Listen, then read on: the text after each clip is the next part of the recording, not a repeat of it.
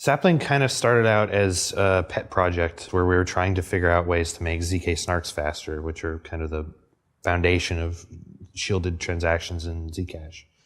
And also we were trying to improve the parameter generation ceremony that was necessary for zk-SNARKs to function. We were also trying to improve the security of the elliptic curves that are necessary to make zk-SNARKs function.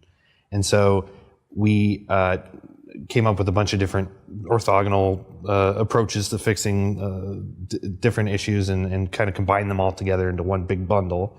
And we call it Sapling, and we're hoping to activate it later this year. Most of the complicated parts are just this design of this cryptographic design of this protocol, which will allow you to perform shielded transactions more efficiently. And it's kind of added as an addition to the existing protocol with new addresses and new Merkle trees and all sorts of novel and interesting things. zk-SNARKs are these really interesting zero-knowledge proofs.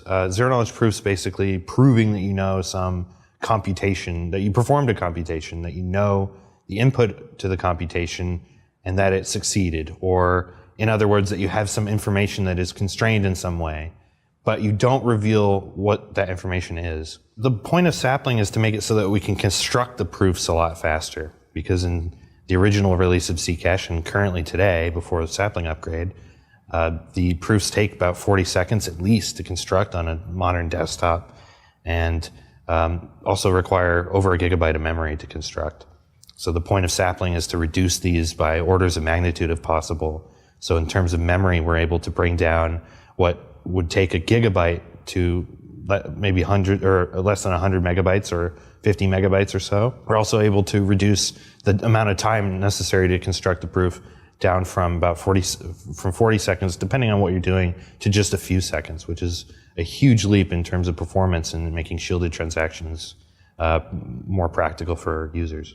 It's important that in our system, shielded transactions are cheap enough that users can use them on mobile phones, for example, or they don't have to make a trade-off in terms of the amount of time they're spending or CPU time or their machine that they're using in order to use shielded transactions, because that's the whole point of Zcash is this privacy.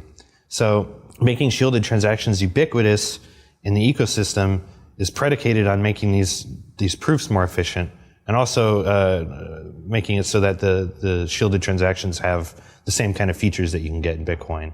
And so if we get those two things, then we can get rid of transparent addresses entirely from Zcash, and everyone can just be using the strictly private portion of the protocol. So the way that zk-SNARKs work, I like to think about it in terms of an environment. The prover, this constructing the proof, is kind of constructing the proof in an environment that has to be built specifically for the computation. So given a computation, you construct this environment. It's hidden from them in a way, and they have to traverse it. And if they can get to the end, they can compute the proof.